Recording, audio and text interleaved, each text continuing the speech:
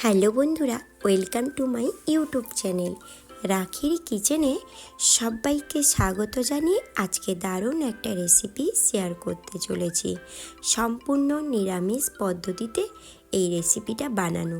তোমরা নিরামিষ দিনে এমন একটা রেসিপি একদম মিস করো না। কেন বলো তো? এমন একটা যদি মিস করো রেসিপি একদম জমবে না। তো আমি এখানে নিয়েছি বেগুন, কাঁকরোল, বড়ি, সজনে ডাঁটা আর নিয়েছি কাঁচকলা। কাঁচকলাটাকে সেদ্ধ করে নিয়েছি, কারণ কাঁচকলার ওই যে কালো জলটা বেরিয়ে যাবে, রান্নাটা কালো আর হবে না। আর আমি নিয়েছি 2 টেবিল চামচ কাজু আর 1 চামচ মতো পোস্ত, আর সেটাকে ভালো করে বেটে নিয়েছি। আর আমি এখানে নিয়েছি রাঁধুনি, আর রাঁধুনিটাকেও আমি 1 চামচ মতো রাঁধুনি নিয়েছি, আর সেটাকেও আমি বেটে নেব প্লেন করে, খুবই ভালো করে বেটে নিতে হবে। ব্যাস, এবারে আমি নেব 2 টেবিল চামচ মতো সাদা সর্ষে। তো আমি এখানে নিলাম কাজু, আর নিয়েছি পোস্ত আর রাঁধুনি, আর নিয়েছি সর্ষে। এগুলো কিন্তু আমি আলাদা আলাদা করে বেটে নেব, কারণ একসঙ্গে এটা আমি দেব না, তাই একসঙ্গে বাটলাম না। আর একসঙ্গেও বাটলে বাটা হতে চায় না, তাই। আর সম্পূর্ণ সব রকম মশলাগুলো শিলনোড়াতে বাটবে, খেতে কিন্তু অন্য স্বাদ পাবে। যাই হোক, গ্যাসের ওভেনে কড়াই বসিয়ে পরিমাণ মতো অয়েল দিয়ে, অয়েলটা যখন গরম হয়ে আসবে কাঁকরোলগুলোকে ভেজে নিতে হবে। পরিমাণ মতো লবণ আর হলুদ গুঁড়ো দিয়ে আমি ঢাকা দিয়ে ভেজে নেব, কারণ কাঁকরোলটা ভালোভাবে সেদ্ধও হয়ে যাবে আর ভাজাও হয়ে যাবে। যাই হোক, পুরো সেদ্ধ না হলেও কিছুটা সুন্দরভাবে সেদ্ধ হয়ে যাবে, আর পুরো সেদ্ধ করে নিলে রান্নার সময় ঘেঁটে যাবে। এরপরে ওই কাঁকরোলগুলো ভাজা হয়ে গেলে এরপরে দিয়ে দেবো বেগুন। বেগুনটাও আলাদা করে আমি ভেজে নেব, পরিমাণ মতো লবণ আর হলুদ দিয়েই ভেজে নেব। ব্যাস, একটু ঢাকা দিয়ে দেব, কারণ বেগুনটাও হালকা করে সেদ্ধ হয়ে যাবে। বেগুন ভেজে নেওয়ার পরে ওই কড়াইতে আমি কাঁচকলাটা দিয়ে দেব, হালকা অয়েলটা দিয়ে দেব, কারণ এটা বেশি তেলে ভাজবো না, আর বেশি অয়েল খাওয়া তো শরীরের পক্ষে ভালো নয়, তাই না? তাই কাঁচকলাটাও হালকা করে কিন্তু আমি ভেজে নেব, ওই পরিমাণ মতো হলুদ গুঁড়ো আর লবণ দিয়ে। ব্যাস, কাঁচকলাটাও ভেজে আমি তুলে নেব।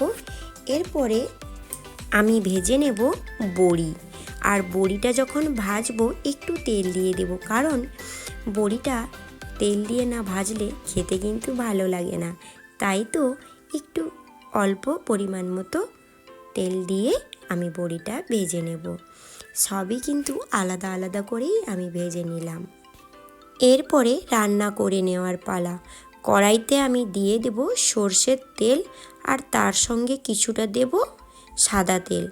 আর তেলটা যখন গরম হয়ে আসবে তখনই দেব 5 ফোড়ন, আর 5 ফোড়নটা ফুটে গেলেই দিয়ে দেব আমি কেটে রাখা টমেটো, আর দেব শুকনো লঙ্কা, আর তার সঙ্গে দিয়েছি আদা বাটা পরিমাণ মতো। এবারে আদার কাঁচা গন্ধটা চলে গেলে দিয়ে দেব সজনে ডাঁটা, আর তার সঙ্গে সঙ্গে দেব জিরে গুঁড়ো, আর দেব ধনিয়া গুঁড়ো, হলুদ গুঁড়ো, কাশ্মীরি লঙ্কার গুঁড়ো। এরপরে এটাকে অল্প আঁচে একটু মশলাটা কষিয়ে নিতে হবে সজনে ডাঁটার সঙ্গে। ব্যাস, একে একে সব সবজিগুলো, মানে ভেজে রাখা সবজিগুলো কিন্তু অ্যাড করব। আর এই যে কখন কোন সবজিটা দেব সেইভাবে কিন্তু রান্নাটা করবে, কারণ এই যে সজনে ডাঁটার পরে আমি দিয়েছি কাঁকরোল, আর দিয়েছি আমি কাঁচকলা। বেগুনটা কেন দিইনি? বেগুনটা তো নরম, ওটা একটু ঘেঁটে যেতে পারে, তাই বেগুনটা আমি পরে দেব। এবারে পরিমাণ মতো আমি জল দিয়েছি, আর জলের সঙ্গে তোমরা দেখতে পেলে বাটনাটা দিয়েছি। কি বাটনা? পোস্ত আর কাজু, আর কিছুটা কাঁচা লঙ্কা দিয়েছিলাম। একে একে তোমরা দেখতে পেলে আগের সবজিগুলো যখন সেদ্ধ হয়ে যাবে তখনই অ্যাড করতে হবে ভেজে রাখা বেগুন আর বড়ি। এবারে আমি দিয়ে দেব পরিমাণ মতো অল্প একটু লবণ। আমার প্রয়োজন ছিল, যেহেতু আমি ভাজা সবজির সঙ্গে লবণের পরিমাণ দিয়েছিলাম, তাই লবণটা জেনে বুঝে দেবে। এবারে উপর থেকে দিয়ে দেব হাফ কাপ মতো দুধ, আর আমি দেব কাসুরি মেথি, আর দেব ঘি। তো এই রান্নাটা এইভাবে কিন্তু বানাবে, খেতে কিন্তু দুর্দান্ত। আর নিরামিষ দিনে এমন একটা রেসিপি একদম মিস করো না।